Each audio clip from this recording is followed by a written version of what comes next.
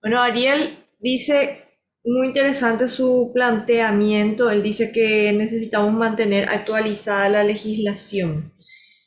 Entonces, como parte de la técnica legislativa, habíamos hablado en la clase pasada que es muy importante o muy interesante el tema de depurar un poco los textos vigentes y sacar de circulación aquellos que ya no están vigentes, ¿verdad? Entonces, mantener actualizada la legislación también es muy importante porque a través de la técnica legislativa, acuérdense que un texto nuevo no puede integrarse al derecho positivo de manera aislada, en compartimientos estancos, porque todas las leyes de una u otra forma constituyen un todo dentro de un estado. Entonces también es muy interesante lo que él había agregado en su respuesta.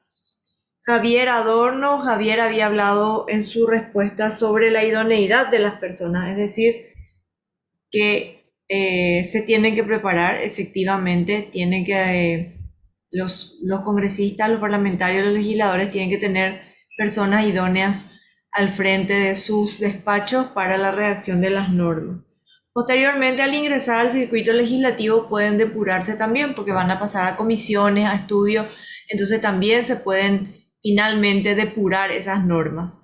Pero lo importante sería, lo interesante sería que cada parlamentario tenga un asesor idóneo en redacción de normas. Leticia Rojas había puesto de que era la primera vez que escucha hablar de la técnica legislativa y bueno, sí, puede ser cierto porque no es muy conocida esta herramienta legislativa y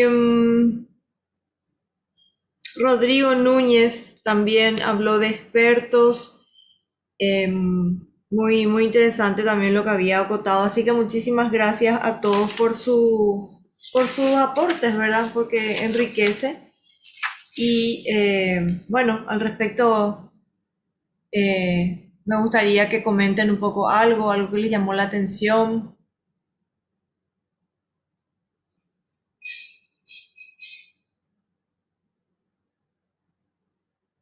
Delia, a ver un poco, Leticia, Buenas Luz, tardes, profesora. buenas Buenas tardes. tardes, profe. Adelante, por favor. Quiero escucharles.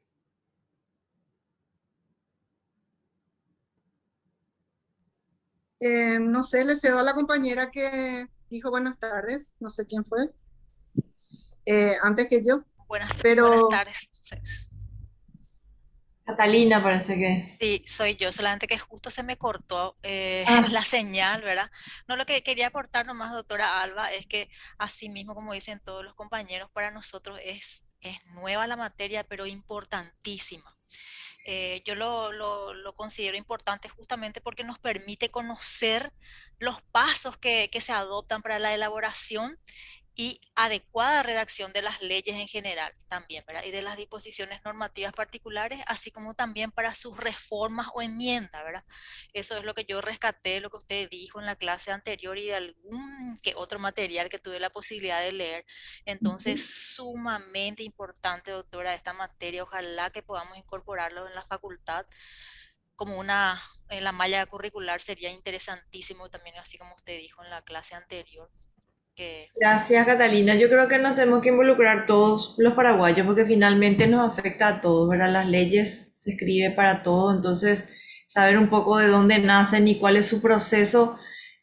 Ahora cuando escuchen, está en primer trámite, en segundo trámite, ya van a saber de qué se trata, porque vamos a tratar entre hoy y mañana un poco sobre la estructura de la ley y mañana el proceso legislativo para cerrar nuestro módulo y además dejarles unas tareitas ahí para que se distraigan. Profesora, buenas tardes. Eduardo, Disculpe la interrupción. por Es nada favor. más para dar un pequeño y breve aporte con relación a la técnica legislativa.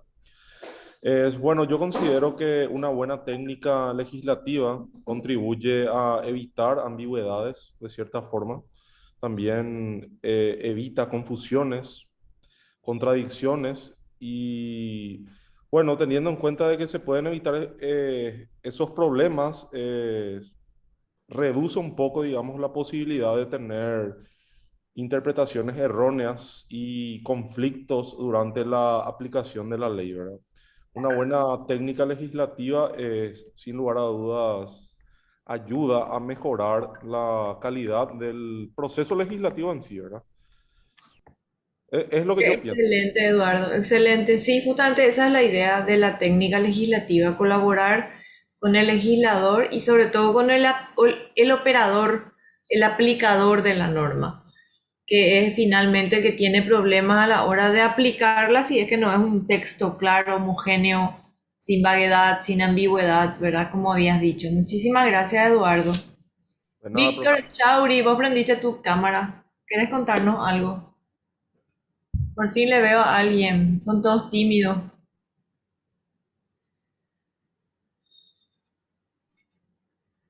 Se borró para ese Víctor.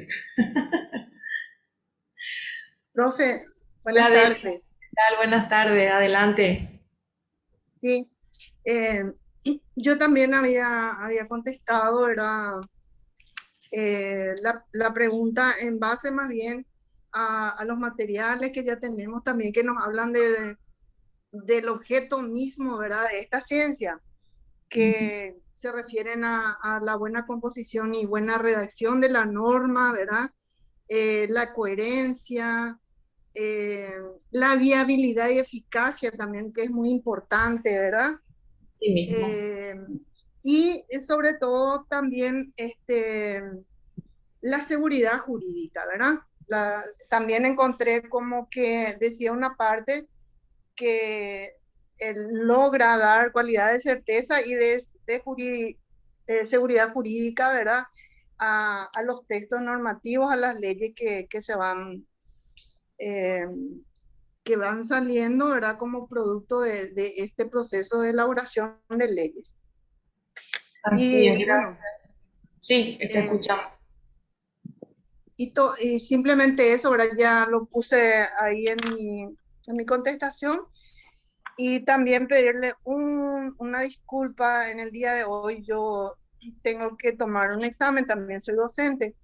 Y entonces seguramente que ahora no voy a poder estar hasta el final, eh, pero de todos modos sí voy a ver la grabación, leer los textos y ya mañana estaría atenta a sus clases, profe. Muchísimas Gracias, gracias. Un Celia. saludo a Gracias. todos.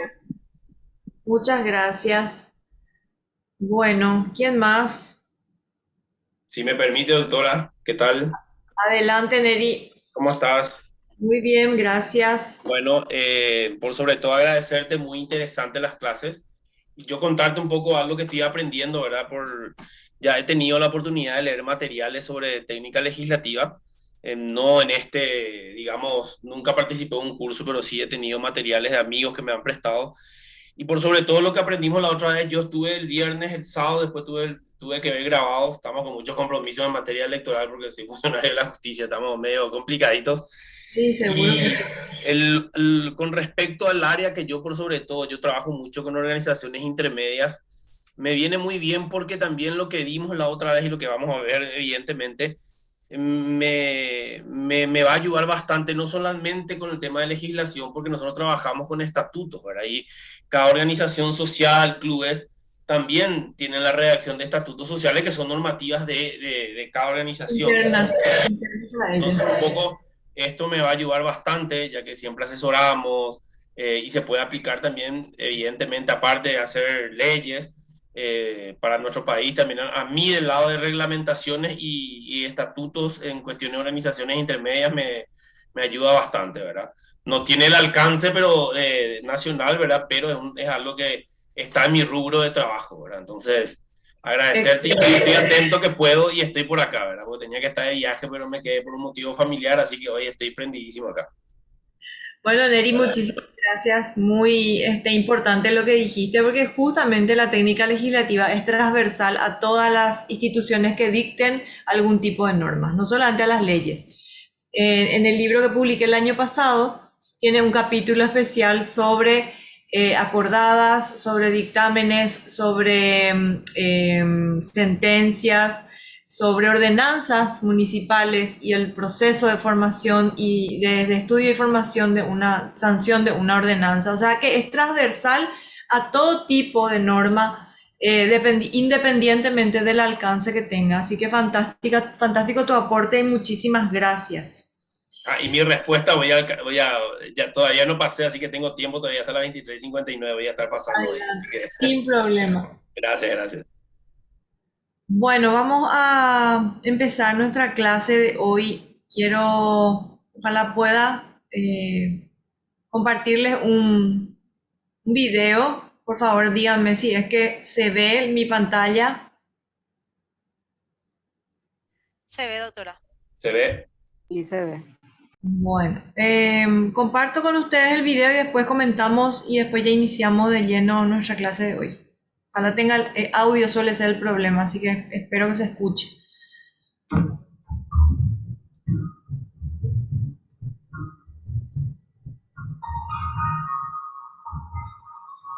Uno de los atrasos más importantes, más graves incluso, del sistema político mexicano es que muchos partidos de justicia hacen mal uso del lenguaje en sus resoluciones.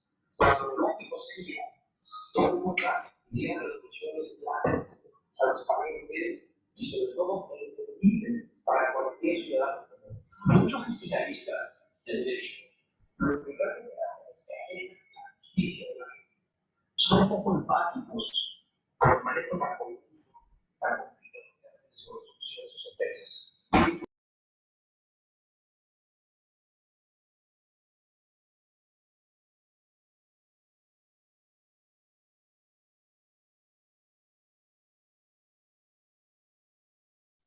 No se escucha. Perdimos el audio, doctora. Profe.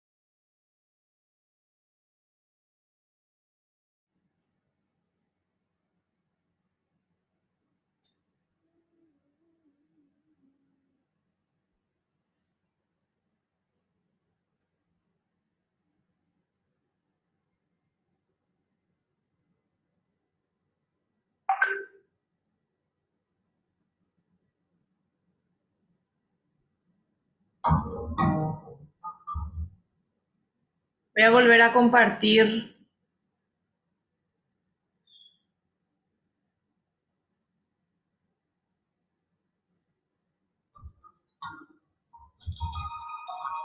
¿Ahí se escucha? Atrasos más importantes, más graves incluso. Sí, doctora. Mexicano es que muchos impartidores de justicia hacen mal uso del lenguaje en sus resoluciones.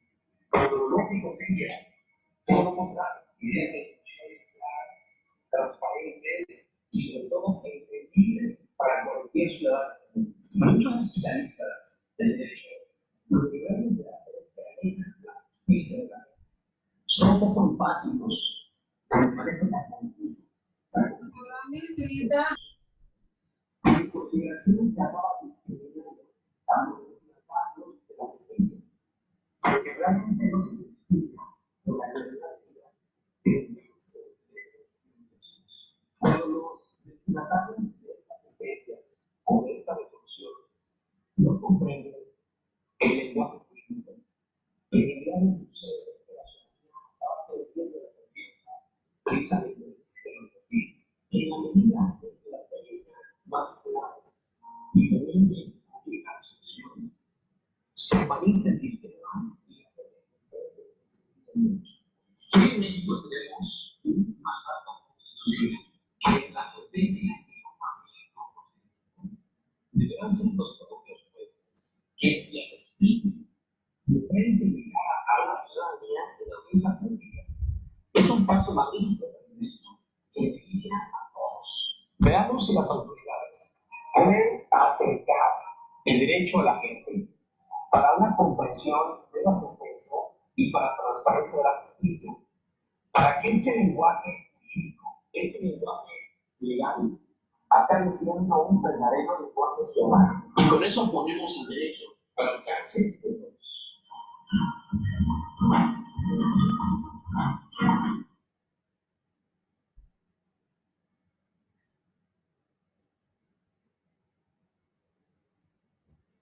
Bueno, ¿pudieron escuchar el video? No, profe, muy entrecortado, salía, no se pudo entender. No sé si yo tengo problema de conexión o qué. Yo personalmente no entendí. Yo tampoco pude entender, profe, salía muy entrecortado. No se entendió el audio. Bueno, voy a pasarle a Jonathan entonces también para que pueda subir a la plataforma y ustedes tengan oportunidad de poder ver, porque es muy interesante. El que habla es un magistrado de la Ciudad de México y comenta cómo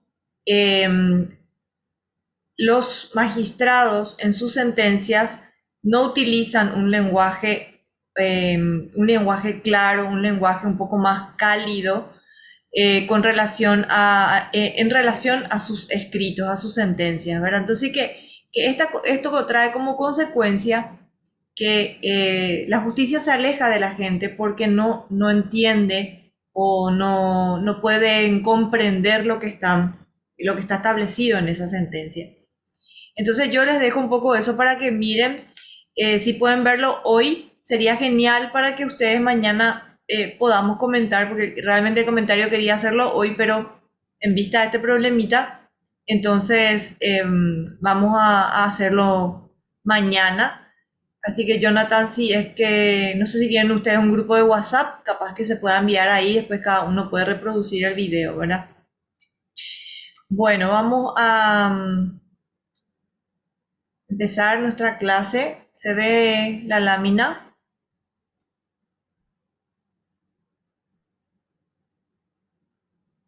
Sí se ve, doctora. Sí, doctora, se ve perfecto. Sí se ve, doctora. Bueno.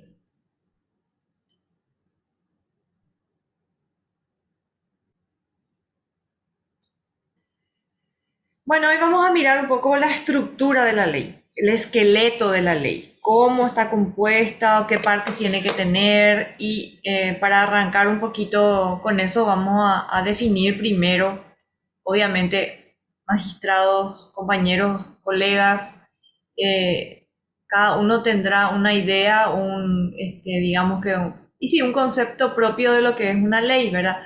Vamos a mirar un poco algunos que yo traje hoy y si ustedes quieren compartir otro que recuerden, entonces no hay ningún problema, saben que pueden interrumpir la clase y hablar y comentar lo que ustedes quieran.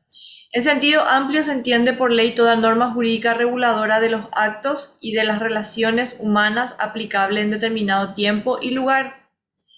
Dentro de esa idea sería ley todo precepto, y acá viene algo muy interesante que es dictado por autoridad competente. En la clase pasada dijimos que solamente el Congreso tiene la facultad constitucional de dictar leyes, por tanto, si otra institución quiere arrogarse esa potestad, esa ley sería nula, ¿verdad? Entonces, dictado por autoridad competente, mandando o prohibiendo una cosa en consonancia con la justicia y para el bien de los gobernados. Entonces, estos son algunas ideas que podemos comentar con relación al concepto de ley.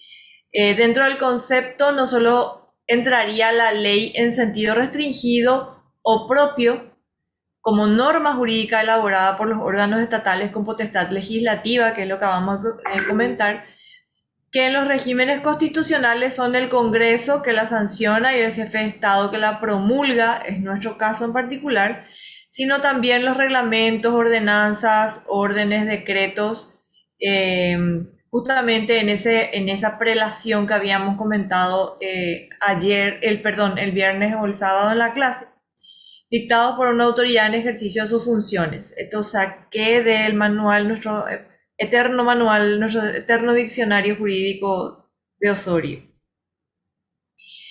Es un precepto establecido por autoridad competente en que se manda o prohíbe algo en consonancia con la justicia. Su incumplimiento trae aparejada una sanción en caso de que la norma esté establecida de esa manera, ¿verdad? Es fuente ordinaria suprema después de la Constitución. Y para el derecho constitucional es una norma dictada por una autoridad pública que a todos ordena, prohíbe o permite y a la cual todos debemos obediencia. Desde la perspectiva del proceso legislativo, habíamos comentado algo ya en la clase anterior, la ley es un producto normativo final. Lo que vemos ya es un producto final de un proceso constitucional, porque está reglamentado en la Constitución, legal, por tanto, reglamentario, porque tiene ciertas reglas y ciertos procesos que tiene que cumplir, que tiene su génesis en una necesidad social y vinculada a las funciones políticas y técnicas que deben desplegar los legisladores y a ser controladas en su constitucionalidad y legitimidad por los poderes legislativo y judicial en cumplimiento de lo establecido en el artículo 3 de la Constitución Nacional, que habla del recíproco control. Acá quiero acotar una cuestión muy interesante, que es el control que habíamos hablado de las normas, que creo que ya les dije en la clase pasada, que nosotros como Congreso tenemos ese déficit. Hoy no tenemos un control ex post de las normas. No sabemos cuántas se cumplen, cuántas solucionan los problemas para las que fueron creadas, o simplemente cuántas dejaron de aplicarse por cuestión presupuestaria o por defectos de técnica legislativa, ¿verdad? Sería, por ejemplo, bueno saber cuántas fueron declaradas inconstitucional porque por defecto de técnica legislativa no pueden ser aplicadas, ¿verdad? Entonces, esa es una deuda que se tiene como Congreso, ¿verdad? ¿Cuáles son las características de una ley o cuáles deberían de ser las características? Tiene que tener un carácter homogéneo, tiene que ser completa, es decir, tiene que regular en el texto, tratar de regular todo lo relacionado a la materia que le compete. Tiene un orden lógico, tiene que tener simplicidad, claridad y calidad. Y esta es la regla que siempre ustedes habrán escuchado en algún momento, va de lo general a lo particular, de lo abstracto a lo concreto, de lo normal a lo excepcional, de lo sustantivo a lo procesal y sobre todo debe ser imparcial. ¿Quiénes en Paraguay pueden tener iniciativa legislativa o tienen conforme al mandato constitucional? Ambas cámaras del Congreso, el Poder Ejecutivo, Iniciativa Popular o la Corte Suprema de Justicia. Y acá un detalle muy importante porque vamos a adentrarnos ya a la forma en que se deben elaborar los proyectos. Ya es un precepto constitucional, está en el artículo 203, como dice la lámina, todo proyecto de ley será presentado con una exposición de motivos. O sea que es un precepto constitucional que toda norma que se presente al Congreso tiene que tener una exposición de motivos. ¿Qué dicen particularmente el reglamento de la Cámara de Diputados? Artículos 100, 102, 104. Todo proyecto será presentado por escrito y firmado por su autor o autores. Los proyectos de ley o de resolución serán de carácter preceptivo. Dijimos en algún momento en las clases pasadas que no pueden contener motivos, ni ser un poema, ni una obra lírica, ¿verdad? Es de carácter preceptivo. Y el autor deberá expresar sus fundamentos por escrito, y esto está en consonancia con lo que acabamos de decir, que todo proyecto debe ser presentado con una exposición de motivos. Este artículo constitucional fue reglamentado, creo que les dije en la clase pasada que muchas de los artículos constitucionales que hacen relación al proceso de formación de las leyes fueron reglamentados por leyes ya a partir del año 92, y muchas de estas reglamentaciones tienen que ver con el proceso en sí. Esta en particular habla de que los proyectos que van a ser sometidos a consideración del Congreso, incluyendo tratados, convenios, acuerdos internacionales, que son por lo general materia excluyente del Poder Ejecutivo a través del Ministerio de Relaciones Exteriores, posteriormente se envía eso a la Cámara de Senadores porque es materia competencia de la Cámara de Senadores como Cámara, como primer proceso constitucional. cámara de origen. Entonces, incluso esos, la contratación de empréstitos, las modificaciones presupuestarias o ampliaciones presupuestarias vinculadas a contratos de préstamos, donaciones internacionales, deben ser presentados en texto impreso, pero también en un archivo informático digitalizado en procesador de texto de planilla electrónica reutilizable. Esto es porque muchas veces este tipo de normas se van a modificar en el transcurso de su estudio. Entonces es mucho más fácil ahora con la informática, con la tecnología que tenemos a mano, que es una colaboradora de la técnica legislativa hoy día más que nunca. Entonces la presentación también de estos proyectos en esta forma. O sea, hoy en Cámara de Diputados, si ustedes se van a ir a presentar un proyecto, sea del tenor que fuere, tienen que presentar en físico y en digital también el proyecto. Ahora vamos a adentrarnos, esto más o menos era una introducción a la manera, digamos, de presentación de los proyectos. Y ahora vamos a mirar la estructura. Y la estructura de las leyes tienen, por lo general, 3 partes fundamentales. Siempre, repito, no es un mandato sine qua non esto es flexible de acuerdo al tipo de norma, de acuerdo al país que está produciendo, está estudiando esa norma, de acuerdo a los usos, a las costumbres, a todos los precedentes que se manejan en materia legislativa. Entonces, por lo general tienen 3 partes fundamentales en la ley. Tiene un orden lógico. Ese orden lógico está dividido en una parte explicativa, en una parte dispositiva y en una parte final. El objetivo de hoy de la clase es que al final ustedes puedan tener, cuando tengan un texto en la mano, puedan entender las partes, vean un poco, después hagan ese ejercicio de mirar, bueno, esta es la parte expositiva, esta es la parte explicativa, esta es la parte final de la norma, ¿verdad? Por lo menos ya van a conocer. Dentro de esta parte explicativa, que es la primera parte de la norma, ¿qué vamos a encontrar?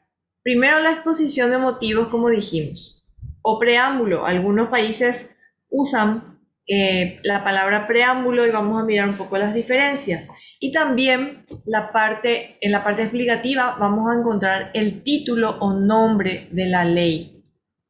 Y ahora vamos a desglosar un poco cada parte para que vayamos conociendo qué implica cada una de estas partes. La exposición de motivos o preámbulo es lo que mal llamado espíritu de la norma o espíritu de la ley, explica y justifica la ley. De ahí su importancia, no tiene carácter imperativo, es decir, lo que está contenido en la exposición de motivos no tiene fuerza de ley, sí tiene carácter interpretativo. La exposición de motivos tiene carácter interpretativo sobre la autenticidad de la voluntad del legislador. En muchas ocasiones, cuando el texto arroja algún tipo de dificultad en cuanto a su aplicación, se suele mirar un poco la exposición de motivos para saber qué es lo que el legislador quiso comentar, quiso escribir, quiso solucionar, quiso decir pretendía con esta norma.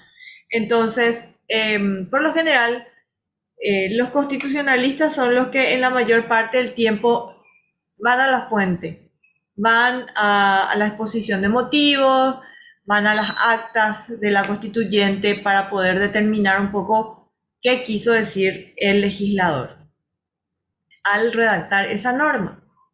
El preámbulo precede a la ley, tiene carácter facultativo, tampoco es obligatorio y su contenido es más bien político. Generalmente el preámbulo se utiliza en las constituciones. Y aquí van a ver un poco algunas pequeñas, sutiles diferencias. La exposición de motivo antecede al proyecto y el preámbulo es el fundamento político o histórico. Por lo general se le escribe al preámbulo al final, es lo último que se escribe. En cambio, la exposición de motivo es lo primero que se tiene que redactar porque es la fundamentación o el fundamento jurídico, como dice ahí, de la norma. La exposición de motivos se puede explicar el objeto de la norma, la finalidad de la disposición, la situación que se pretende regular, todos los fundamentos de hecho y de derecho, las características que va a tener esa norma, detalle las competencias a ejercer según lo dispuesto por la Constitución y, como dijimos, no tiene carácter preceptivo, sí tiene carácter explicativo. En cambio, el preámbulo, el contenido de la manera, o sea, el contenido de la ley, la finalidad, también habla de la finalidad, puede hablar la necesidad y la importancia de esa ley, acompaña a la ley ya aprobada, va dirigido a autoridades y a ciudadanos. Por lo general, la exposición de motivos va dirigida a la Cámara, a los legisladores, a los colegas. En cambio, el preámbulo va dirigido a las autoridades y a los ciudadanos. Su lenguaje también es solemne, tiene otro tipo de lenguaje muy diferente al de la exposición de motivos, que es un lenguaje coloquial. No explica la ley, solo hace conocer la voluntad del legislador. Entonces, esas son las pequeñas diferencias entre la exposición de motivos y preámbulo. Acá en el ejemplo, a la derecha de sus pantallas van a ver la Constitución Nacional, el preámbulo, que todos conocemos, los representantes de la Nación Paraguaya reunidos en Convención Nacional Constituyente por la libre y espontánea voluntad del pueblo paraguayo. Y una cuestión importante es que muchas de los preámbulos de las constituciones ustedes van a ver que invocan a Dios o a un ser supremo. En cambio, por lo general, en las exposiciones de motivos no tiene relevancia o no tiene por qué, mejor dicho, no tiene por qué figurar ese tipo de cuestiones, ¿verdad? Este proyecto que yo les traje a la izquierda es una ley vigente, es la ley de apoyo a la lactancia materna y es como digamos, muy peculiar porque tenía un preámbulo y después tenía una exposición de motivos, ¿verdad? Aquí había una mezcla de dos cuestiones y que no hay necesidad, basta con que tenga una exposición de motivos y con eso ya está cumplido el precepto constitucional. La parte explicativa. La parte explicativa habla, dijimos ya que de una ley, dijimos que vamos a encontrar la exposición de motivos, pero también vamos a encontrar el título de la ley. El título de la ley, ¿qué es lo que nos da? Permite la identificación del objeto de forma. Entonces, precisa, diferenciada de las demás, no pueden haber dos leyes con el mismo nombre. Precisa porque tiene que ser un anuncio de lo que vamos a encontrar en el texto posteriormente. Entonces tiene que ser algo corto, algo que sea de fácil recordar fácilmente, identificar fácilmente. Tiene que ser completo y utiliza un lenguaje de uso común del ciudadano. Y ahí observamos en el ejemplo una ley que es la 5482. Muchos autores de técnica legislativa y en muchos manuales, si alguna vez les toca leer, van a encontrar que parte de la parte explicativa también constituye el número de la ley, que para muchos autores también es su nombre. Entonces es importante la correcta identificación de la norma. El día que a ustedes les toque escribir alguna sentencia o algún texto en donde van a nombrar una ley, lo correcto siempre es, en este caso, ley número 5482/2014, que es su año de promulgación, y ahí el nombre de la ley, que crea el Programa Nacional de Telesalud.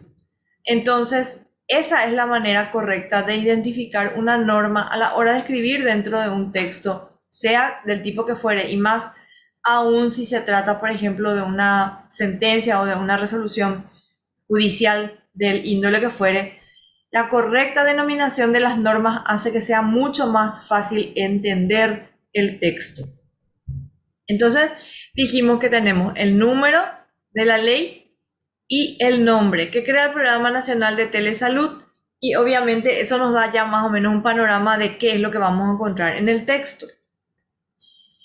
También dijimos que de la parte explicativa pasamos ahora a la parte expositiva, perdón, de la parte explicativa pasamos a la parte dispositiva. ¿Y qué es lo que vamos a encontrar en la parte dispositiva? Entonces, para hacer un repasito, tenemos entonces en la parte explicativa la exposición de motivos o preámbulo, el título de la norma. Y posteriormente pasamos ya a la parte explicativa, la parte dispositiva, perdón. ¿Y qué es lo que vamos a encontrar?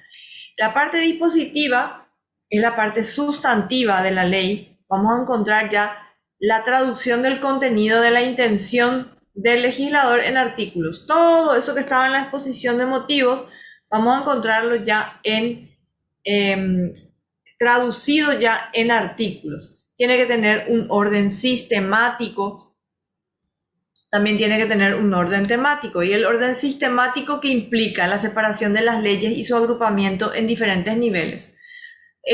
Nosotros, que la mayoría de los que estamos acá somos abogados, y los que no lo son, si es que en el grupo hay, van a leer un texto, obviamente, que está separado en títulos, capítulos, ¿verdad? Entonces a eso se refiere la separación o el agrupamiento de las leyes en diferentes niveles. Responde a los siguientes criterios. Pueden ser separación en libros, en títulos, en capítulos, en secciones o en artículos. Y ahora vamos a mirar un poco cada uno de ellos, porque cada uno tiene un porqué. Por lo general, el libro es la reunión de títulos y se reserva para las leyes voluminosas. Libros encontramos en los códigos, ¿verdad? El Código Civil es un claro ejemplo de una ley, finalmente es una ley que tiene una separación en libros. ¿Eso qué implica? Si ustedes separan todo el libro primero del código, el código va a seguir teniendo sentido, solo que le va a faltar una parte, ¿verdad? Algunos temas que no tocan. O sea, un libro dentro de un código corresponde a todo un tema que se desarrolla en un orden, con un orden sistemático. Colabora a que sea mucho más práctico, mucho más fácil de leer y mucho más fácil de entender. Los títulos son divisiones intermedias entre libros y capítulos. Es recomendable su uso en leyes institucionales o por la extensión. Por lo general, también los códigos están divididos así. Capítulos constituye una subdivisión de los títulos y los desarrollan, ¿verdad? Y las secciones son segmentos o partes de los capítulos, y nunca una ley está solamente dividida en secciones. Nuestra Constitución, si no me equivoco, tengo acá en mi mano, creo que está dividida tiene 2 secciones. Si no estoy equivocado. Creo que es la única ley que tenemos que tiene secciones. Ahora los números. Eso es un tema que siempre en técnica legislativa se suele generar un poco de confusión. ¿Cómo o cuál es la correcta escritura de los números para dividir esas secciones? Esto que ven acá ustedes, que lo van a tener también en la plataforma después, para si les sirve para guía en algún momento, es, como les dije, una recomendación. Al no tener nosotros un manual de técnica legislativa oficial, siempre queda a criterio del uso, de la costumbre, de cómo viene trabajándose o cómo viene escribiéndose. Entonces se tiene que seguir esa misma línea. Por lo general, para libros se utiliza la escritura romana, libro 1-2. Para partes, ordinal en letras, primera parte, segunda parte. Para los títulos, la romana también. Para los capítulos, la arábiga cardinal, capítulo 1, capítulo 2. Y para las secciones, la ordinal, sección primera, sección segunda.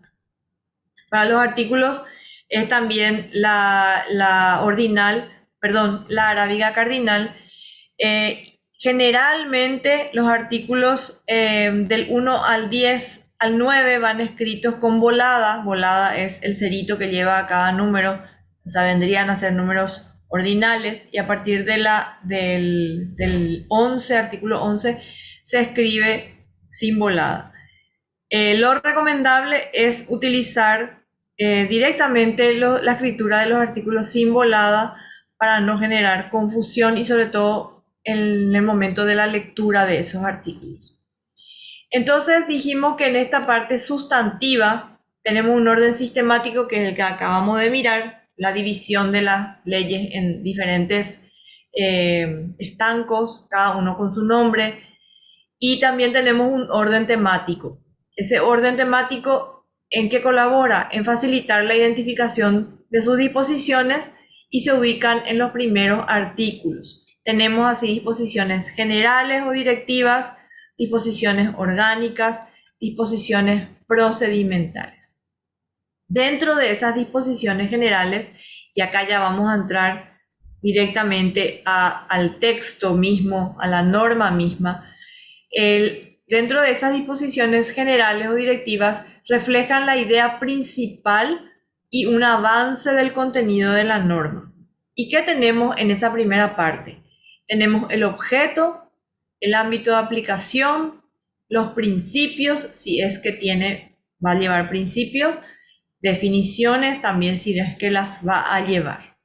Entonces, dentro de esas disposiciones, el objeto de la norma es el objeto de regulación de la ley, la materia de la que se ocupa, educación, salud, presupuesto, qué sé yo, miles de temas, miles de objetos materiales podemos encontrar. Permite determinar el contenido y el alcance de la ley. Y acá tenemos un ejemplo. Si miran, tenemos el número bien identificado, el título, promoción, protección de la maternidad y apoyo a la lactancia materna, ya sabemos que entonces de qué se trata. La fórmula, esa es una fórmula constitucional, el Congreso de la Nación Paraguaya sanciona con fuerza de ley, eso está en el artículo 214 de las fórmulas. La fórmula que se usará para la sanción de las leyes es el Congreso de la Nación Paraguaya sanciona con fuerza de ley. Ahí está. Y para la promulgación de las mismas, la fórmula es téngase por ley de la República, públiquese e insértese en el registro oficial. Eso ya le toca al Poder Ejecutivo. Entonces, en lo que respecta al Poder Legislativo, entonces esa es la fórmula constitucional que está establecida en el artículo 214. Después tenemos abajo capítulo 1, dice, evidentemente una ley que está dividida en capítulos, no es muy extensa, y en esta primera parte establece el objeto, el alcance y las definiciones, así como nos recomienda la técnica legislativa. Entonces esta es una parte, la parte explicativa que ya habíamos pasado, y esta ya viene a ser la segunda parte donde encontramos ya el objeto. La presente ley tiene por objeto promover, proteger y apoyar la lactancia materna. Y luego tenemos el ámbito de aplicación. Y ahora vamos a ver qué es el ámbito de aplicación. El ámbito de aplicación de la ley hace referencia a la delimitación de validez de las leyes. Nos dice cuándo, dónde y sobre quién se aplicarán dichas leyes. Expresa la situación de hecho o de derecho de las personas a las que se va a aplicar esa norma. Este ámbito de aplicación, seguramente que todos se acuerdan, porque en algún momento dimos en la facultad, ámbito de aplicación material, territorial, personal y temporal. Material, la materia de la que se ocupa, territorial, el espacio de territorio que puede afectar la norma. Y ustedes me van a decir, ¿y acaso que la norma no es general para todos? Sí, pero puede haber también leyes especiales con un ámbito de aplicación territorial especial. Por ejemplo, una ley que declara en estado de emergencia una región, ¿verdad? Entonces afecta a esa región y superada la crisis pierde vigencia la norma. Entonces es importante, ahí tiene una delimitación territorial especial. El ámbito de aplicación personal nos habla de las personas o sujetos a los cuales afecta la norma, y temporal, el espacio de tiempo. Puede ser un espacio de tiempo para que entre en vigencia o un espacio de tiempo de vigencia de la norma. También, por ejemplo, cabe acá el ejemplo de las leyes que declaran estado de emergencia un cierto territorio. Un claro ejemplo es la ley de emergencia, la que se dictó cuando estuvimos en cuarentena, ¿verdad? Cuando estuvimos en pandemia, y lógicamente esas leyes hoy ya no están vigentes. Entonces ese es un claro ejemplo de un ámbito de aplicación temporal. Acá tenemos también pequeños artículos del Código Penal en donde establece también alguna territorialidad con relación a hechos punibles, ¿verdad? Como dice ahí el artículo 6 en su segundo inciso, parece que es numeral, un hecho punible realizado en territorio nacional y también en el extranjero quedará eximido de sanción cuando por ello el autor participe o haya sido juzgado en dicho país. Entonces, puede también estar inserto este ámbito en algún artículo, ¿verdad? Donde establezca alguna relación de territorialidad con relación a algunas cuestiones. Luego tenemos los principios. Entonces ya vimos el objeto, vimos también el ámbito de aplicación y ahora vemos los principios. Las leyes pueden o no contener principios, no necesariamente tienen. Generalmente tienen principios las leyes que crean alguna secretaría, algún ministerio, alguna institución, porque los principios, como vemos ahí, son bases de ideales, fundamentos, reglas o políticas de la cual nacen las ideologías, teorías o doctrinas de ciertas, en las que se tienen que basar ciertas cuestiones. Los principios también son usados para referirse a fundamentos y o leyes sobre cómo funciona una ideología, una teoría, una doctrina, una religión o una ciencia.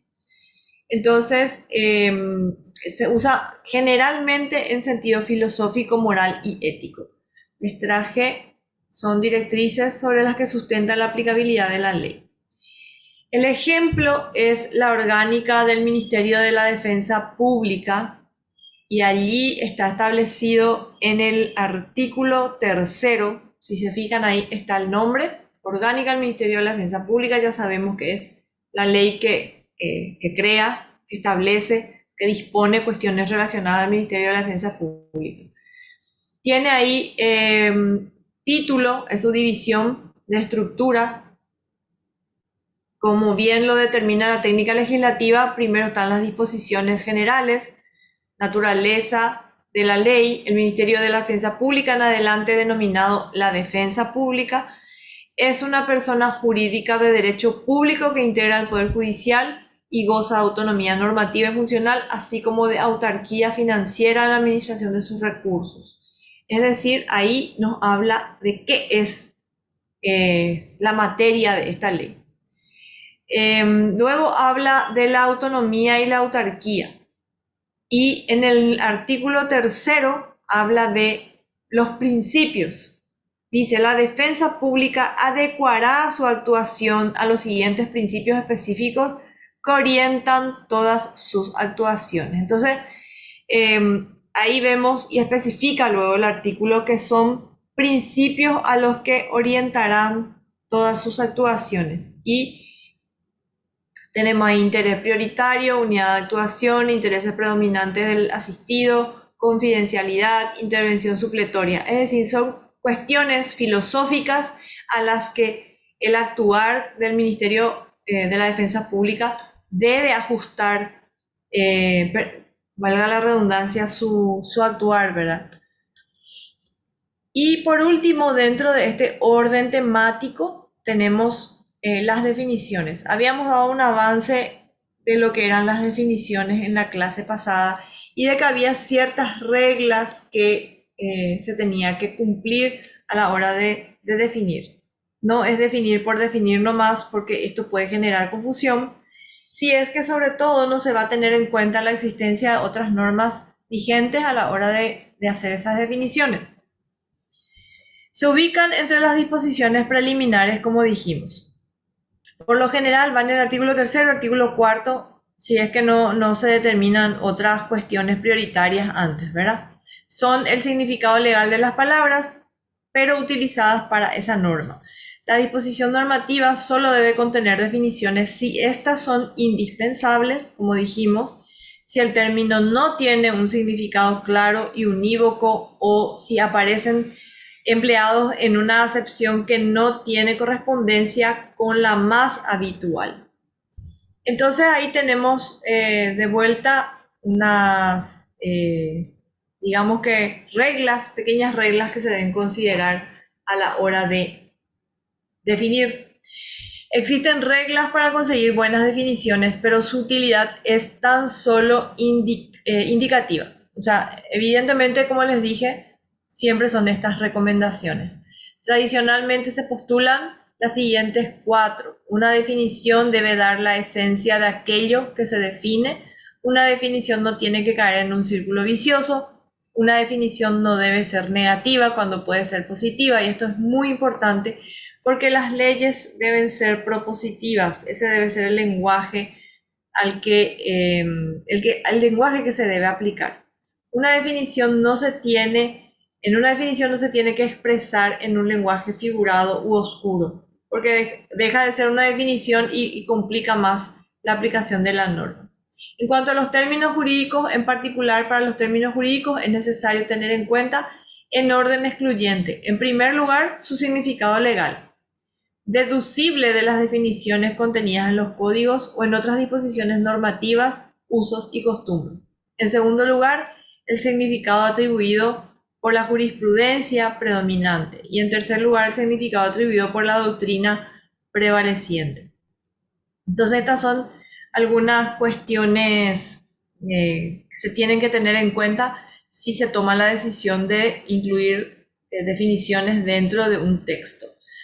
Y acá tenemos un ejemplo que es, estas definiciones son de la ley justamente de protección a la lactancia materna, y tenemos definiciones como lactancia materna exclusiva, alimentación de un lactante exclusivamente con leche materna, sin el agregado de agua, jugos, té u otros líquidos o alimentos, lactancia materna complementada, cuando el lactante, además de leche materna, recibe cualquier otro alimento sólido semisólido, lactante, niño o niña de 0 a 24 meses de edad. O sea, para la aplicación de la norma, ustedes saben que esta norma lo que establecía era justamente la protección del lactante y la posibilidad de que la madre tenga algunos beneficios para que el niño no deje de percibir la lactancia, ¿verdad? Entonces, para esta ley, niño o niña de 0 a 24 meses de edad es un lactante.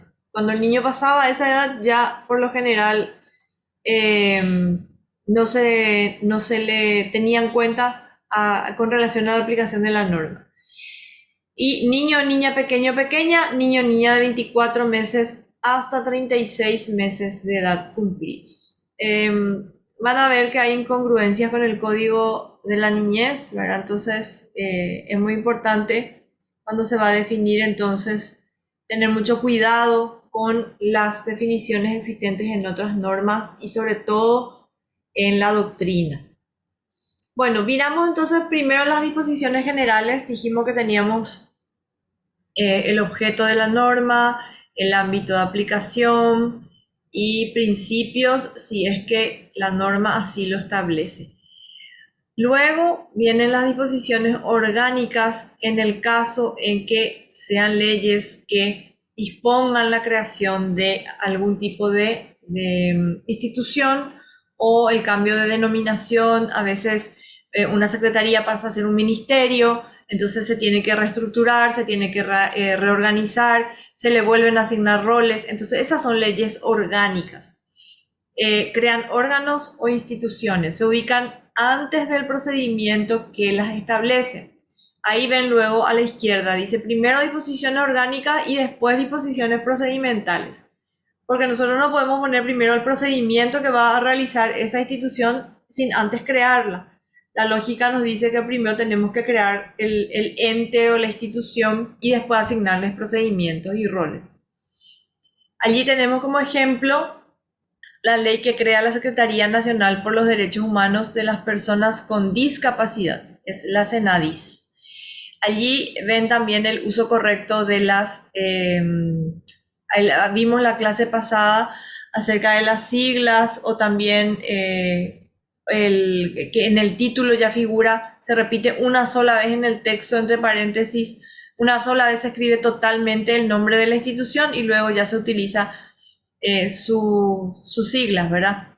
Créase la Secretaría Nacional por los Derechos Humanos de las Personas con Discapacidad, CENADIS, y ahí todas las características que le quieren agregar. En el artículo 2, si ustedes se fijan, tiene sus funciones de la Secretaría Nacional y posteriormente la estructura a lo largo del texto y las funciones que tiene la misma Secretaría. Entonces, el procedimiento para la creación de órganos o para definir el procedimiento sobre el cual actuará dicha institución. Eso es lo que acabamos de comentar. Se ubican luego de la creación de dichos órganos o instituciones y ahí tenemos parte de la misma ley, es su estructura, está en el capítulo 4, en el capítulo 5, cuáles son las personas, las direcciones que están por debajo de la secretaría. Entonces, como se dan cuenta, se creó primero el órgano y después se le otorgó estructuras y funciones. Y luego están las disposiciones normativas, si las hubiere, en relación a las disposiciones orgánicas y procedimentales, se ubican entonces luego de las disposiciones generales. Si no, directamente la disposición normativa ya traducida en los artículos. Los artículos, que es la parte normativa o dispositiva de la ley. Es la unidad básica de la ley. Todas las leyes tienen división en artículos. Es la concreción escrita de la voluntad del legislador. Características importantes, se enumeran correlativamente. Esto no se corta. No es que al comenzar un capítulo o un título nuevo empieza la numeración de 0 otra vez, de 1 otra vez, no. A lo largo de toda la ley, la numeración debe ser correlativa. Los artículos que dijimos ya como característica de la ley misma, los artículos no deben contener motivaciones, explicaciones, deseos, intenciones o anhelos. Y pueden subdividirse en párrafos, en incisos y numerales. La numeración es cardinal arábiga 1, 2, 3. Como les dije, depende mucho del uso de cada país. A veces se numera del 1 al 10 con volada, a partir del 11 sin volada. También no es que no sea correcto, depende, como les digo, del uso. El epigrafiado puede tener o no. ¿Y qué es el epigrafiado? Es una breve referencia del artículo y se ubica al principio del mismo. Después vamos a ver ejemplos. No deben ser largos. Se recomienda que un artículo tenga un mínimo de 2 y un máximo de 4 párrafos. Y se tiene que tener en cuenta esta máxima. Para cada artículo un tema, para cada párrafo una oración y para cada oración una idea. Entonces, vamos a mirar ahora la parte final de la disposición normativa. Y esta parte final, ¿qué es lo que contiene? El legislador prevé los mecanismos de tránsito y aplicabilidad de la nueva disposición. En ella se pueden encontrar disposiciones adicionales, disposiciones transitorias, disposiciones abrogatorias, disposiciones derogatorias y disposiciones finales. Quiero mostrarles un poco un ejemplo de epígrafe antes de pasar a la... Justo parece que no tiene, esta tampoco no tiene. Bueno, acá en el artículo 3, si se fijan, ese pequeño titulito que está al lado del artículo 3, ese es un epígrafe. Podría haber comenzado el artículo 3 directamente con lo que dice abajo: a los efectos de la presente ley se entenderá por. Pero en esta ley se optó por el epigrafiado, que es esa palabrita que sería el nombre del artículo. Y una característica importante es que si la ley decide, o sea, el legislador decide ponerle epígrafe a su ley, lo correcto es que se epigrafíe la ley a lo largo de toda la norma. Entonces, eso sí son cuestiones que hay que respetar. El estilo que uno adopta al empezar a redactar una norma se debe mantener a lo largo de la norma hasta el final. Ahora, como les dije, vamos a mirar la parte final y acá hay cuestiones muy importantes que hay que tener en cuenta cuando vamos a redactar la parte final de la norma. Estamos todos contentos, ya vamos a terminar nuestra norma, pero tenemos que tener en cuenta cuestiones que cerrar para que la norma no quede otra vez inconclusa. ¿En qué sentido? Si hay disposiciones adicionales que van acá, regulan regímenes especiales, dispensas, excepciones que no se pueden regular en otra parte de la norma. Por ejemplo, acá tiene una disposición adicional, esta no es una ley nuestra, esta es una ley de Bolivia, y esta es una disposición que le adicionaron al final de la ley. Entonces, ponen al final un texto o una situación que no pudieron haber regulado al principio de la norma, entonces se pone como adicional. Las transitorias facilitan el tránsito de la ley al régimen jurídico. Se explica en forma detallada y precisa el régimen al que se aplicará. Y acá tenemos, por ejemplo, la vigencia de la norma. La presente ley entrará en vigencia 30 días después de su publicación en la Gaceta Oficial. Tenemos también la reglamentación.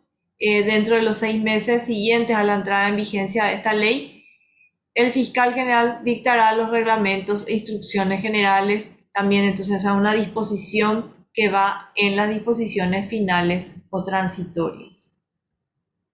Acá tenemos también otras disposiciones transitorias.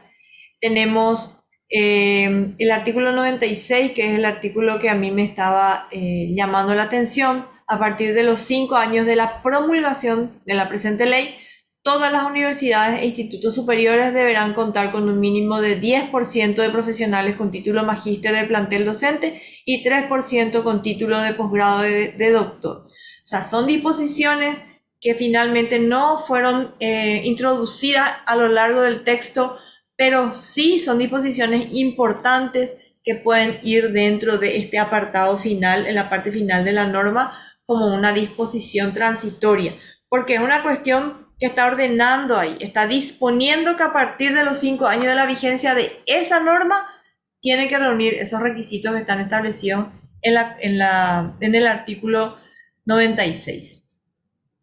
Que no podía ubicarse en otra parte de la norma porque no iba a tener la fuerza que necesitaba que tenga, pero sí, sin embargo, poniéndola acá en las disposiciones transitorias y finales, tiene el cierre que le corresponde. También acá hay otro tipo de disposición transitoria, dice, de la pavimentación. El Fondo Especial para la Pavimentación y la Cuenta Especial no serán obligatorios para los municipios de tercera y cuarta categoría hasta el año 2011.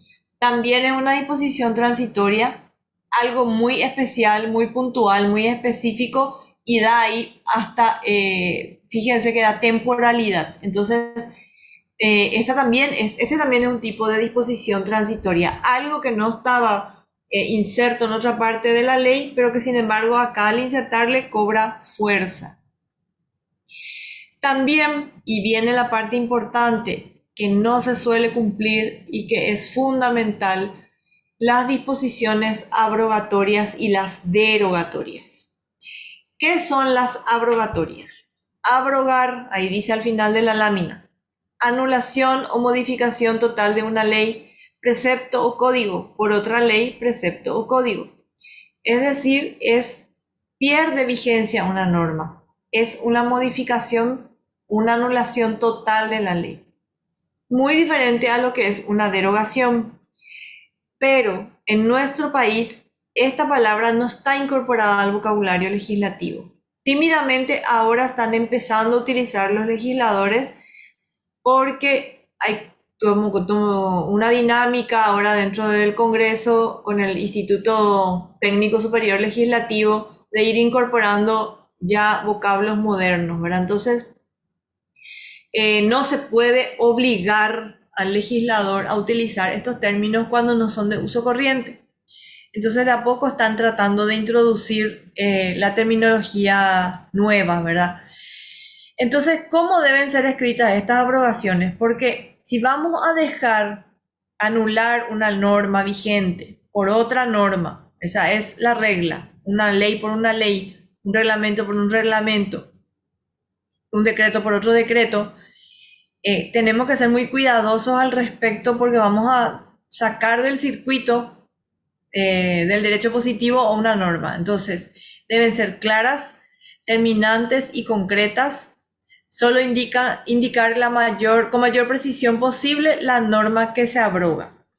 Pueden ser expresas, pueden ser tácitas. Expresas cuando declaran la anterior ley sin validez. Tácitas cuando contienen preceptos contradictorios respecto a la anterior ley. Es decir, no sé si a ustedes como magistrados o como aplicadores del derecho en algún momento les tocó ver que una ley es contradictoria con relación a otra norma. Entonces, a eso se refiere cuando la abrogación puede ser tácita. Ahí se genera una incongruencia y no se sabe cuál es la que tiene validez. Entonces, por eso que es importante que la abrogación y la derogación sean expresas. Vamos a mirar, acá tenemos un ejemplo de abrogación, porque en este caso, en Bolivia sí se utiliza la palabra abrogar y específicamente dice, se abrogan las siguientes disposiciones. Se establece claramente el número, el nombre y ellos deben acompañar el año de promulgación, la fecha de promulgación. En el ejemplo de abajo también, la ley, su número, su nombre específico y el número, la fecha de su promulgación. Esa es la forma correcta de expresar una abrogación. Acá tenemos un ejemplo, creo que es del Código Civil, y el artículo 76 dice, deróganse las leyes, y a eso se refiere la abrogación. Entonces, si hoy vamos a traer a lo que se utiliza modernamente en los parlamentos, tenía que ser abróganse las leyes. Y luego las derogaciones se dejan ya para porciones menores de las normas. Y vamos a ver ahora, por ejemplo, este es un ejemplo de derogación del artículo 8, 48, 49, 53, 54 de una ley. La ley está bien especificada con su número, con su nombre. También hay otra norma ahí y los artículos que son derogados. Es decir, las derogaciones, y acá viene la explicación, las derogaciones se refieren a una parte, a una porción de la norma.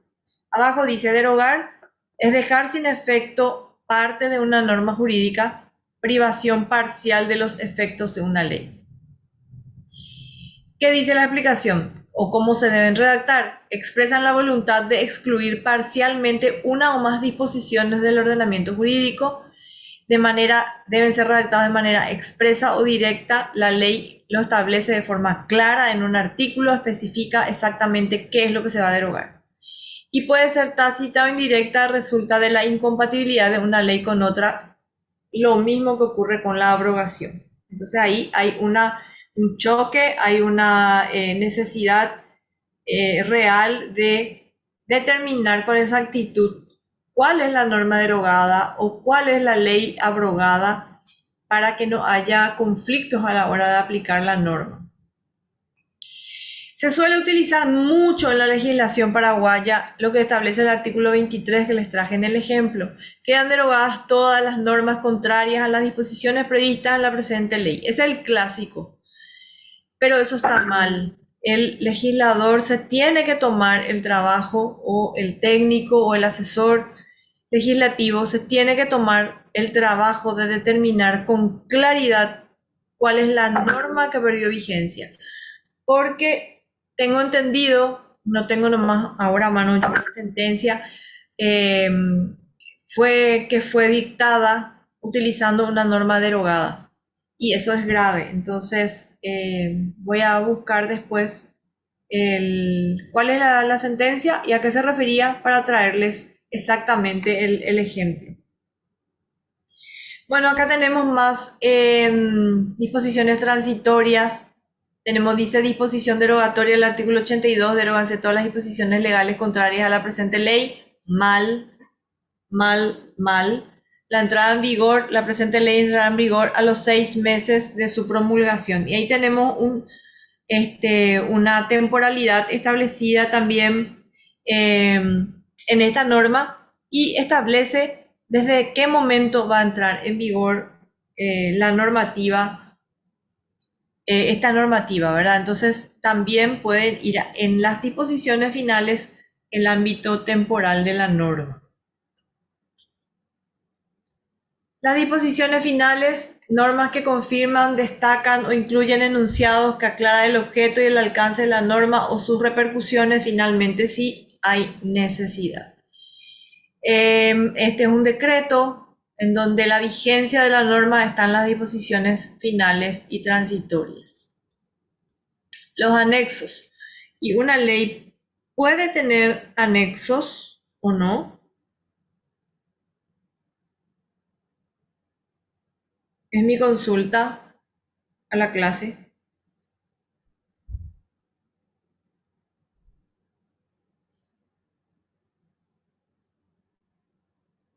Sí, una ley puede tener anexos.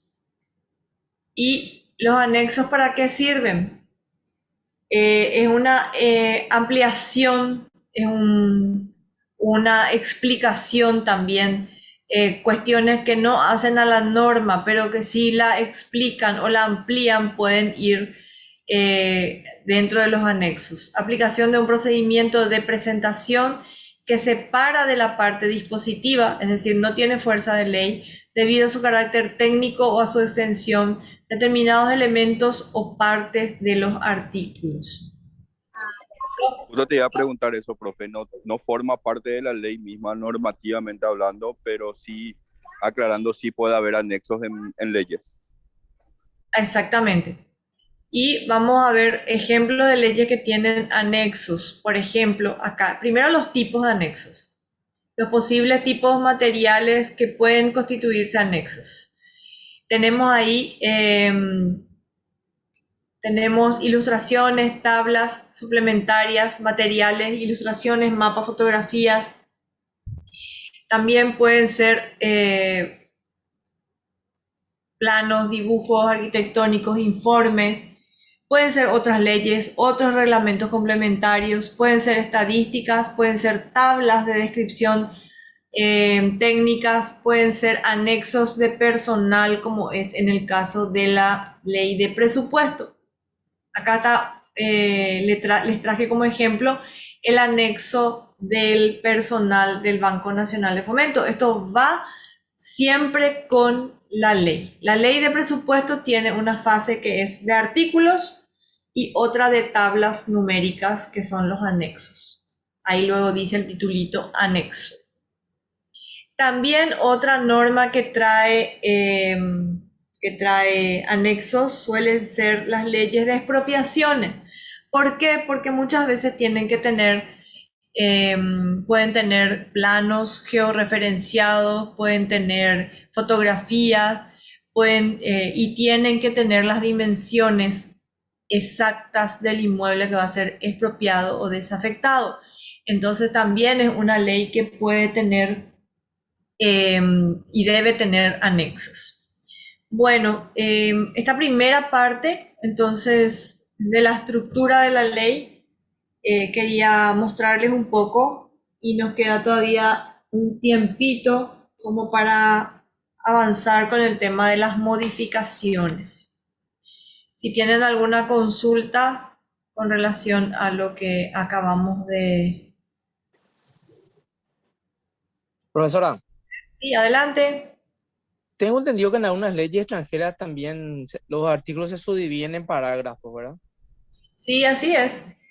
Nosotros dividimos en párrafos, ¿verdad? Sí, Párrafos, incisos. Los incisos se pueden subdividir otra vez en numerales, en literales, y los parágrafos también pueden dividirse en leyes en parágrafos. Nosotros nuestra costumbre generalmente es esa que te comenté, ¿verdad?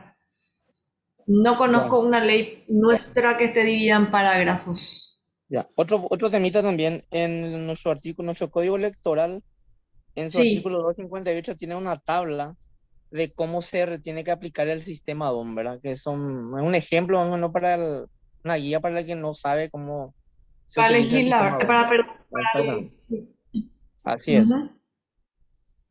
Sí, puede contener perfectamente, porque es algo que va en el artículo, la aplicación del artículo.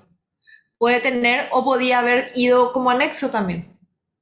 Esa es una forma que el legislador puede prever, pueden incluir ya ahí mismo en el artículo, ¿verdad? Y explicar ya, esa es una forma correcta de poner también tablas, dibujos, patrones, o también pueden ir en anexo y especificar que se refiere al artículo tanto, por ejemplo, en ese anexo. Esa es una forma correcta, ambas formas son correctas. Se ve mucho en los tratados internacionales, en los convenios internacionales, en los préstamos internacionales, que van al Senado, que después pasan a diputados, tienen que seguir el flujo normal de las normas. Y sí, por ejemplo, se ven eh, dibujos, por ejemplo, hace poco se aprobó un acuerdo con relación a los anillos de los olímpicos que se usa a nivel internacional, y estaban los dibujos de las argollas ahí, el diámetro que tiene que tener, el color que tiene que tener. Entonces sí, perfectamente puede ir, como les digo, en el artículo que le corresponde, o pasar directamente a anexos y hacer referencia a qué se trata, a qué artículo le corresponde. Excelente. ¿Quién más quiere comentar algo mientras yo busco mi otra lámina? Algo que no haya quedado claro, que necesite más explicación.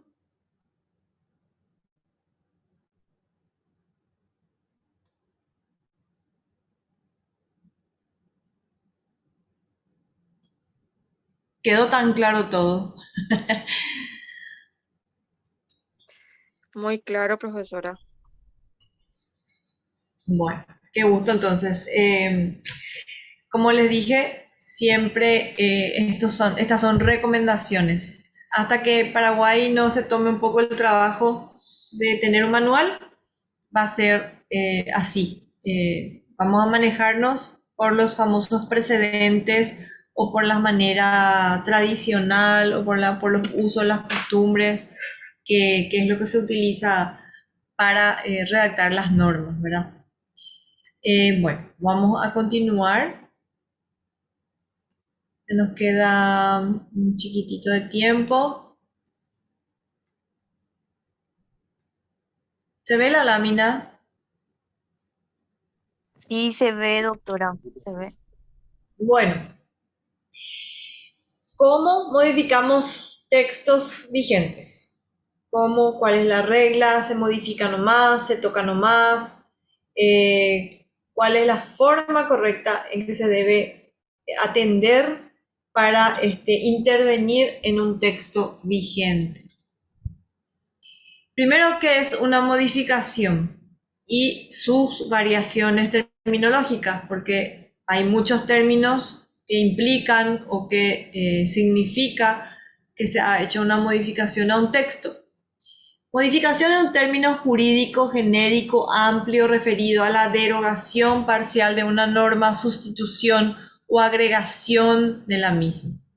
Ana María Valle dice que el término modificación comprende todas las variaciones que produzca un texto normativo sobre otro, sea en un texto o en un contenido normativo. Existe modificación cuando una nueva disposición normativa interviene sobre un texto normativo vigente o incide sobre el contenido normativo de sus disposiciones. Esta definición está en el decreto 5252/16, que la vez pasada Leticia nos había comentado su existencia, y si pueden, en línea van a encontrar el decreto, así que si pueden descargar, eso les va a servir muchísimo para todo tipo de redacción de texto normativo. Entonces, digamos que la modificación es toda intervención que nosotros hagamos a un texto previgente. ¿Cuáles son las variaciones terminológicas? La modificación acepta diversidad de terminología: sustitución, integración, incorporación, rectificación, derogación, prórroga, suspensión o excepción. Vamos a mirar un poquito de cada una. Si el acto normativo se dirige principal o exclusivamente a modificar una disposición normativa precedente, ley que ya existe en el derecho positivo, corresponde indicar en el título de manera clara la disposición a ser modificada. Dependiendo del contenido de la norma, se puede utilizar modificar, abrogar o derogar. Hay una sola ley que se presentó en el 2019, que se presentó como una abrogación y que era la ley del Parlasur, que se presentó como abrogación. Se emplea en general la palabra modificación o modificaciones y el verbo modificar cuando el nuevo acto en forma simultánea derogue unas, integre otras y sustituya otras disposiciones. Es decir, nosotros tenemos un texto normativo que va a sufrir varias modificaciones. En parte va a ser derogada, pero en parte va a integrar nuevo texto. Entonces no podemos decir ley que integra, que deroga, que abroga. Directamente se sustituye por que modifica, porque la palabra modificar engloba a todas las otras, a los otros tipos o especies de modificación.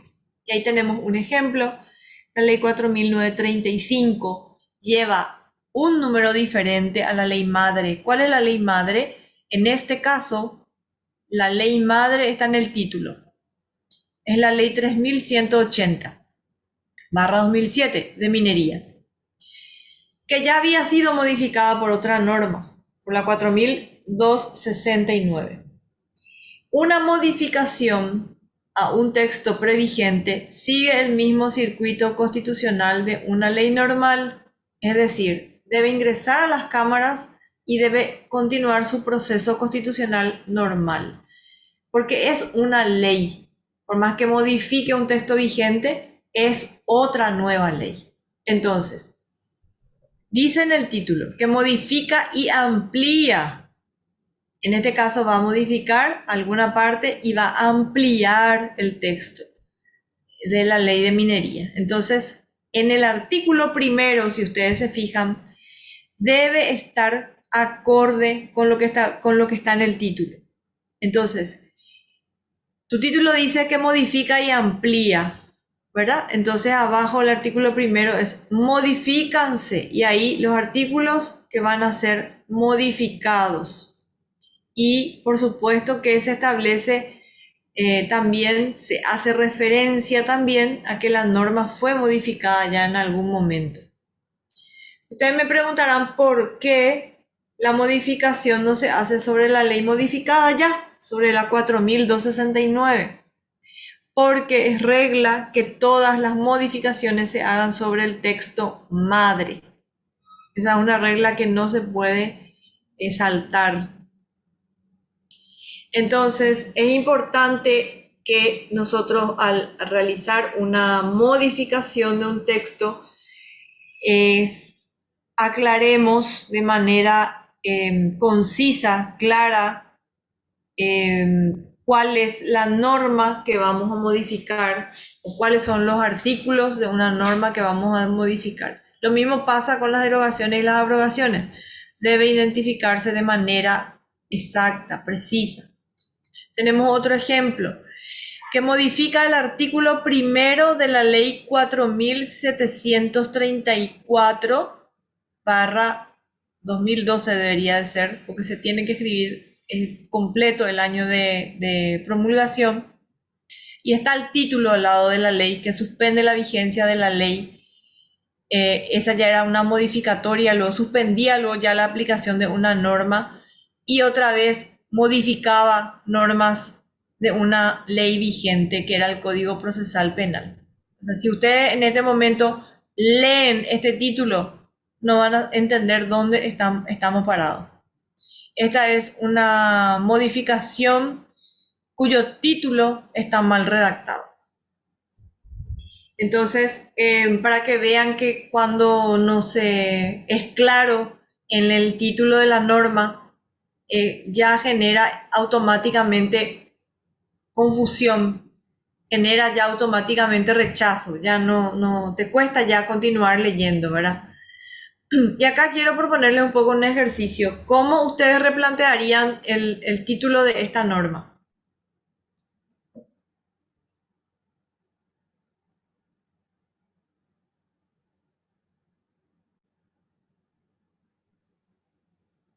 Directamente sobre el original sería, doctora. Esta es la famosa ley Camacho. Exactamente. Tantas veces cuando se iban a prescribir las causas, volvían otra vez Así a mismo. atacar. Así mismo. Entonces, vos le pondrías solamente que modifica el artículo primero de la ley 4734/12. Sí.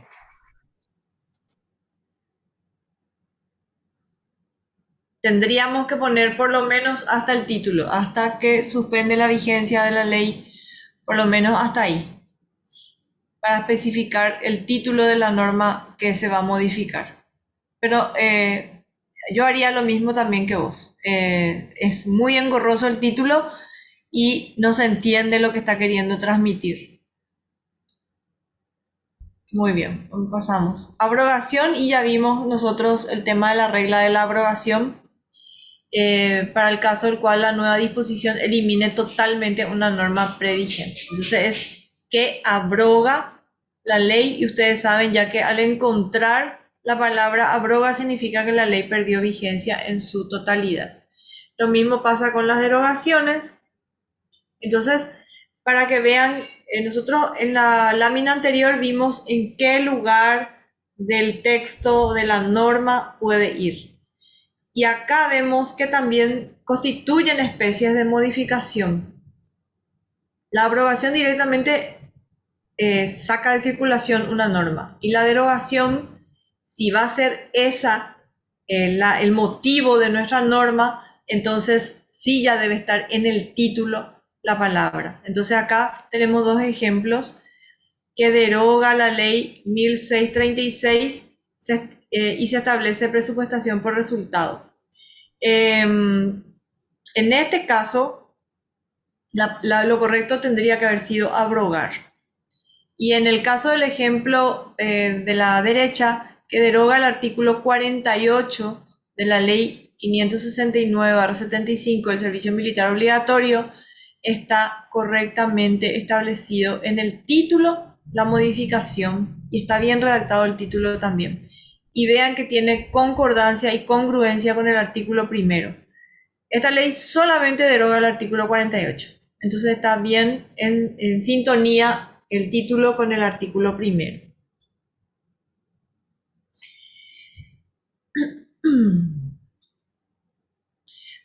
Se puede utilizar también otra de las especies de modificación, es la ampliación o la incorporación.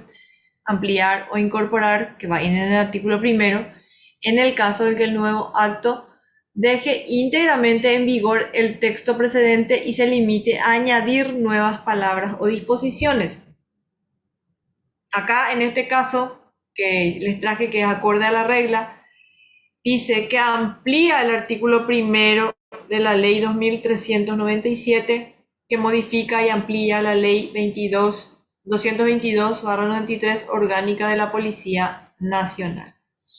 Entonces, acá estamos ampliando el artículo primero de la ley 2397, y el título de la 2397 es lo que continúa al lado, ¿verdad? Este es en el caso de ampliación o incorporación. se va a ampliar el artículo primero de esa norma. Se utiliza el término rectifica y para el artículo primero el verbo rectificar cuando la nueva disposición corrige errores o defectos del texto anterior. En este caso del ejemplo dice que rectifica la ley 776/79 que amplía la circunscripción territorial del distrito del presidente Franco. En esta ley se habían equivocado en las dimensiones de la circunscripción territorial, entonces tuvieron que rectificar con una ley rectificatoria. A eso se le denomina de esa manera.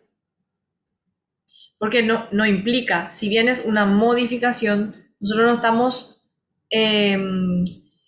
sustituyendo la norma, ni perdió vigencia, ni nada. Estamos rectificando porque hubo una necesidad de rectificar por algún error material que se haya cometido al momento de la sanción de la norma. Se emplea sustitución o el verbo sustituir cuando la nueva disposición normativa remueva palabras del texto sustituyéndolas por nuevas. El ejemplo de arriba dice, por la cual se sustituye el nombre del Colegio Nacional Dr. Víctor Vasconcelos por el Colegio Nacional Don Felipe Vinicio del Puerto Cerone de la ciudad de San Juan Bautista de las Misiones. Cambió de nombre, entonces, se sustituyó. Esto puede ocurrir en cualquier parte del texto. Si va a ser en un artículo, entonces se debe poner el artículo que se está sustituyendo. Se emplea prórroga o el verbo prorrogar cuando se dispone una ampliación del ámbito temporal de la disposición normativa vigente, que prorroga la vigencia de la ley. Vimos también, puede ser una ley exclusivamente para prorrogar la vigencia de un texto, entonces en el título ya tiene que estar establecido correctamente. Se emplea suspensión o el verbo suspender cuando se dispone la temporaria inaplicabilidad de la disposición normativa previgente, que suspende de manera temporal la creación de universidades e institutos superiores. Ustedes saben que antes se creaba, a mansalva, se creaban universidades e instituciones superiores.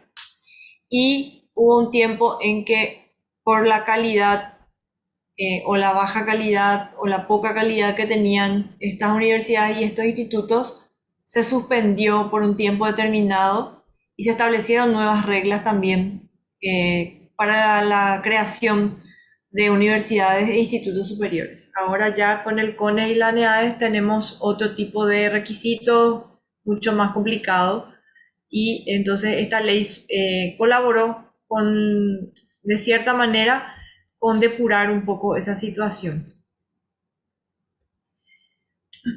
Muy bien, vamos a mirar un poco las modificaciones implícitas. Son todas aquellas que derivan de disposiciones sucesivas sin que el legislador haya advertido que disposiciones previgentes resulten modificadas a causa de las nuevas. Esto sería en el caso de que, por ejemplo, hay leyes nuevas que no sufrieron el suficiente análisis antes de ser sancionadas y que de cuyo texto resulte que modifica unos textos ya vigentes. Ustedes saben que una ley se modifica con otra ley. Entonces, una ley anterior puede ser modificada por una posterior. Y ahí es donde ocurre generalmente el problema. Entonces no sufre un exhaustivo análisis de qué disposiciones pueden estar siendo afectadas a la hora de sancionar una norma y allí es donde se da la modificación implícita. ¿Cómo evitamos? Corresponde al operador jurídico, confrontando anteriores y nuevas disposiciones, verificar, esta es una consulta que yo les hago a ustedes, si las anteriores están abrogadas o integradas, sustituidas, modificadas de algún modo, y definir la entidad de la modificación. Finalmente, al operador jurídico le toca esta situación. No sé si ustedes tienen algún tipo de anécdota con relación a esto, les ha tocado en algún momento o todavía, gracias a Dios, no tuvieron este tipo de inconvenientes, ¿verdad?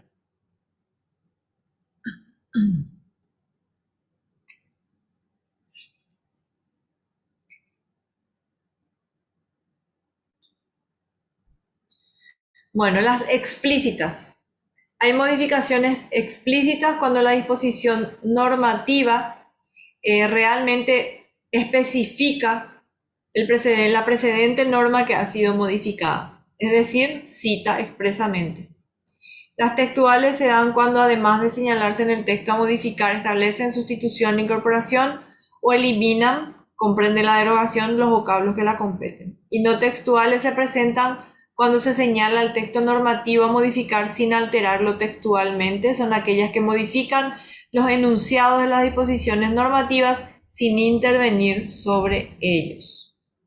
Ahí tenemos lo que ya habíamos hablado de la derogación implícita, la explícita, que tienen que estar bien definidas. Y en este caso la explícita son las textuales sustitución e incorporación, y las no textuales la prórroga, la suspensión y la excepción. Es decir, no intervienen en el texto, pero sí intervienen en su vigencia, por ejemplo, o en su entrada en vigor, o en el tiempo en que pierde ya vigencia. Las características que debe tener una modificación. Dijimos que deben ser expresas. Las modificaciones deben realizarse identificando con claridad y precisión la disposición normativa o parte de la misma que se va a modificar. Vinculadas, no se incluirán modificaciones de disposiciones normativas ajenas al objeto material de la disposición normativa. Es decir, en una ley de educación, nuestra modificación no puede tener relación con salud, por ejemplo, ¿verdad? Les digo así una obviedad, pero a eso se refiere. Individuales, en la medida de lo posible, las disposiciones normativas modificatorias deben tener por objeto la modificación de una sola disposición normativa, lo que se debe indicar en el título. Aquí hace referencia a que hace poco, les voy a contar un ejemplo claro para que se entienda súper bien. Hace poco me pidieron redactar una norma que modifique 2 leyes vigentes. Entonces, las 2 leyes se trataban sobre niñez, pero eran 2 leyes totalmente diferentes. Entonces lo que corresponde siempre es advertir de que eso no se puede hacer. Una ley modificatoria corresponde a una norma y otra ley para la otra norma. A eso se refiere con que las modificaciones deben ser, en la medida de lo posible, deben modificar una sola ley vigente o una sola norma vigente. La equivalencia jerárquica, también ya hablamos de esto, dijimos que es muy importante tener en cuenta la jerarquía del texto para plantear también una modificación. Un decreto no puede modificar una ley, lo puede eventualmente complementar, porque existen los decretos reglamentarios, pero en la normativa que va a ser reglamentada debe estar expresamente indicada esa situación. Por ejemplo, en la parte final o transitoria de una norma debe estar un artículo que diga: la presente ley deberá ser reglamentada por el Poder Ejecutivo a los 180 días de su promulgación. Entonces, sí, el Poder Ejecutivo tiene ese tiempo para reglamentar la norma. Es necesario que esta modificación se realice sobre la base de una norma nueva de igual jerarquía. Importantísimo lo que les acabamos de ver entonces. Tener en cuenta que para una ley se modifica con una ley, y una disposición de menor jerarquía con su correspondiente jerarquía. El principio de reserva legal, ¿a qué se refiere? Es la institución jurídica que protege el principio democrático al obligar al legislador a regular aquella materia que por disposición de la Constitución deben ser desarrolladas por una ley.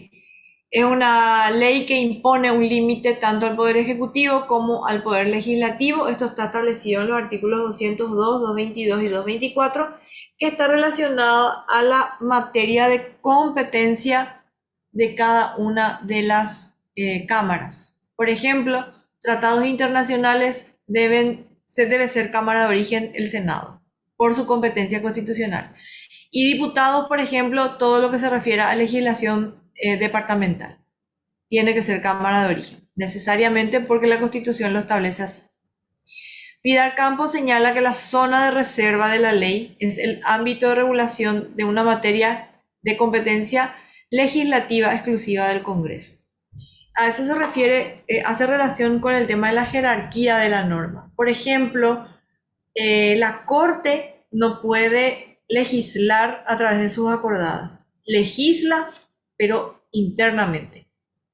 Pero esa acordada no tiene fuerza de ley y tampoco puede modificar un texto legal. Entonces a eso se refiere la reserva de la ley, el principio de reserva legal. Criterios y métodos de modificación. Acá vamos a entrar a estudiar la modificación de los artículos. ¿Cómo se modifica un artículo? ¿Cómo se modifica un inciso? Entonces, son pequeñas reglas que están establecidas, pero son todas, como siempre digo, recomendaciones. Cuando a la subdivisión en artículos, formular un artículo por cada artículo modificado y un inciso por cada inciso modificado. Por ejemplo, debiendo modificar 2 artículos de un mismo texto, escribir 2 artículos, cada uno de los cuales modifica un artículo. Lo que acá la ley, acá la regla lo que nos dice o que nos quiere expresar es que si nosotros tenemos la necesidad de modificar 2 artículos dentro de un mismo texto, no podemos alterar la numeración. Es decir, si por ahí se nos ocurre a nosotros unir dos artículos, eliminando uno de ellos y adosándolo como un párrafo de un mismo artículo, eso no podemos hacer. Porque una ley previgente tiene una numeración que por más que se va a ser modificada, esa numeración no puede ser modificada. A eso se refiere esta regla.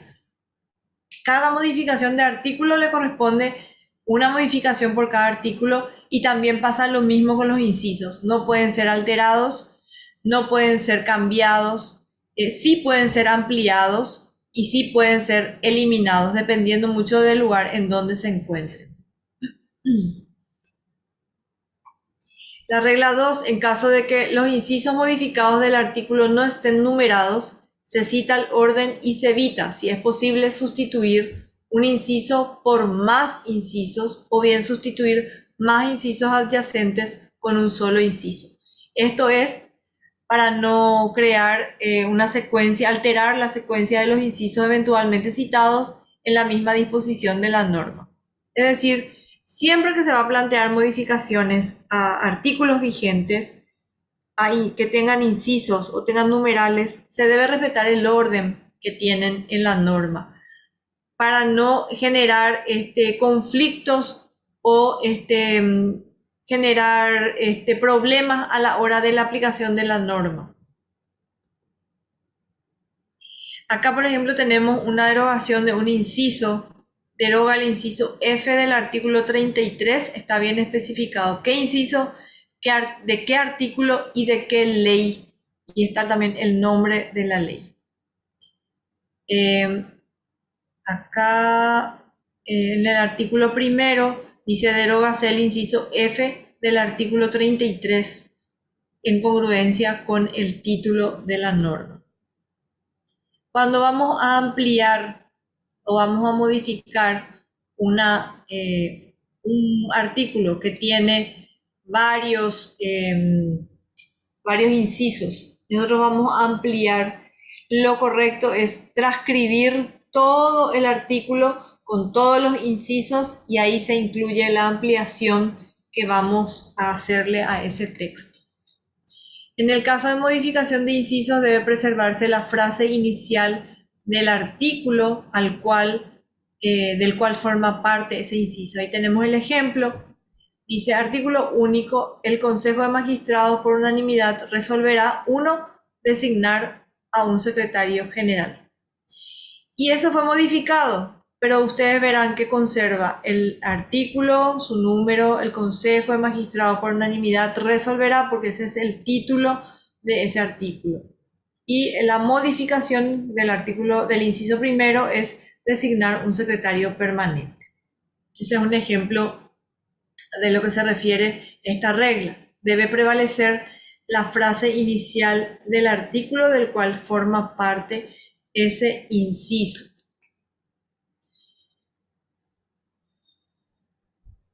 Acá también tenemos una modificación, modifica el artículo primero, el inciso B del artículo primero, y ahí está el nombre de la ley y el título, ¿verdad? El número y el título. Modificas el artículo primero, también en el articulado ya, inciso B, y la regla que dice, cuyo texto queda redactado de la siguiente manera.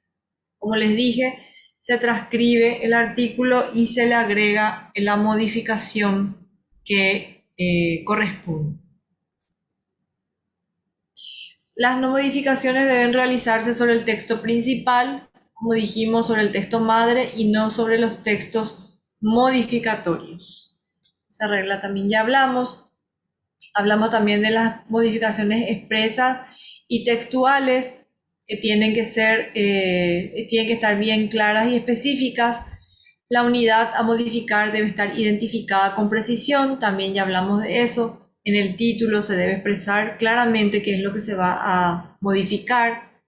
Y para la incorporación de incisos, especialmente cuando otros incisos contienen referencias internas a incisos anteriores o posteriores, se prefiere agregar al texto como segundo párrafo de un inciso de modo de no alterar su orden. Eso es importante y se vuelve a repetir permanentemente, no alterar el orden de los incisos y de los artículos. En el caso de incorporación de varios incisos, es preferible reformular el artículo completo. No es conveniente incluir dentro de un mismo texto normativo o dentro del mismo artículo o en divisiones inferiores normas modificatorias a un texto normativo junto a preceptos que complementan la modificación. En relación a la numeración, y acá hay una regla muy básica, que es en el caso de que los artículos incorporados se señalan con el número cardinal del artículo después del cual se lo debe insertar, seguido del vocablo bis. Por ejemplo, nosotros tenemos una norma que queremos modificar. Queremos introducir modificaciones, ampliar la norma. Pero esa ampliación solo va a quedar bien si metemos entre el artículo primero y el artículo segundo. ¿Qué nos dice la regla? Que se puede incorporar. El artículo primero va a ir igual. El artículo nuevo que vamos a incorporar va a ser el 1 bis y luego va a venir el segundo. Si necesitamos seguir incorporando artículos por debajo del 1 bis, va a seguir con el 1 ter, 1 cuarter y así sucesivamente. Esa es la regla para introducir modificaciones en un texto previgente, que como les dije, no podemos nosotros alterar la numeración a no ser que sea el último artículo. El comunique sea el Poder Ejecutivo o lo que sea, ese sí se puede correr, pero no los artículos que ya están numerados en la ley ya promulgada, ¿verdad? Y también pasa lo mismo con los incisos y acá tienen justamente el de forma, es el último artículo, el que se puede modificar, se puede seguir bajando. Tenemos la incorporación de los artículos, como le dije, cuando el que va a ser la ampliación que vamos a introducir está antes del artículo primero, se va a denominar 01. Si vamos a seguir introduciendo, va a pasar a ser el 02, el 03, hasta llegar al artículo primero, y ahí arranca el texto normal, digamos, ¿verdad?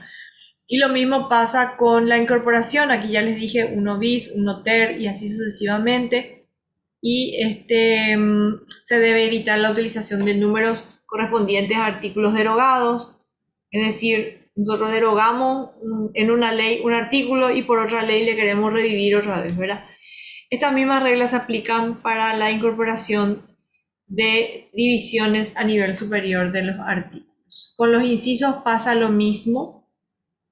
Los incisos también, si vamos a incorporar incisos antes del 1, se va a denominar 01.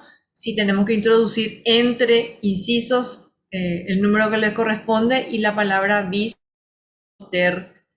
como ya habíamos hablado. Ya hablamos también de las derogaciones, las implícitas, las explícitas y también hablamos de las abrogaciones.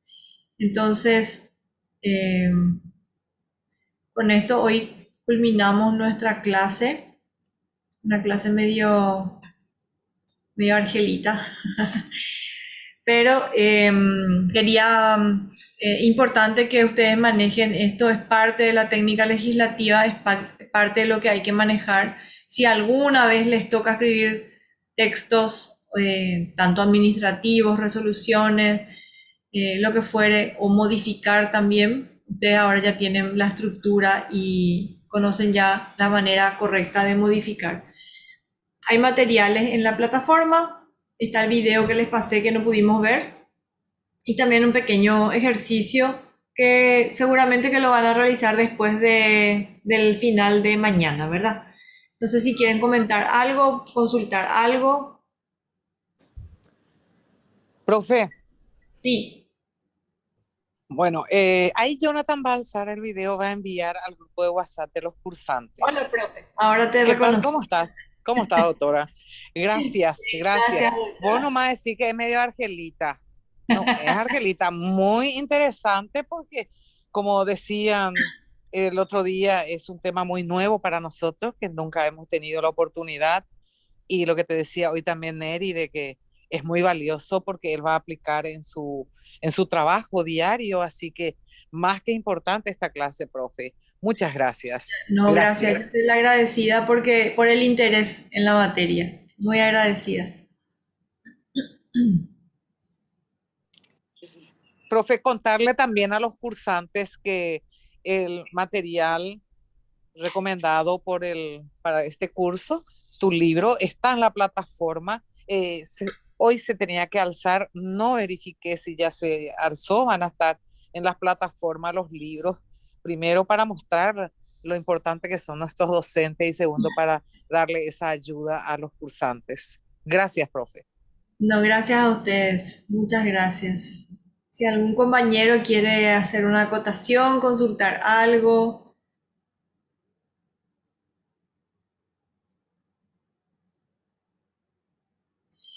Mañana, para adelantarles, mañana vamos a tratar el trámite constitucional, o sea, cuál es el circuito constitucional que sigue un poco la norma cuando entra al Poder Legislativo, cuáles son los pasos que se siguen y hasta dónde, cuál es la función del legislativo y hasta dónde, en qué momento pasa al ejecutivo. Entonces, si no quieren hacer algún comentario, yo estoy a disposición, la doctora Alda tiene mi número también para lo que necesiten y les pueda ser útil, estoy a disposición de todos. Entonces, si no tenemos más nada que decir, vamos a cerrar nuestra clase y nos encontramos mañana a las 8:30, doctora Alda, ¿verdad?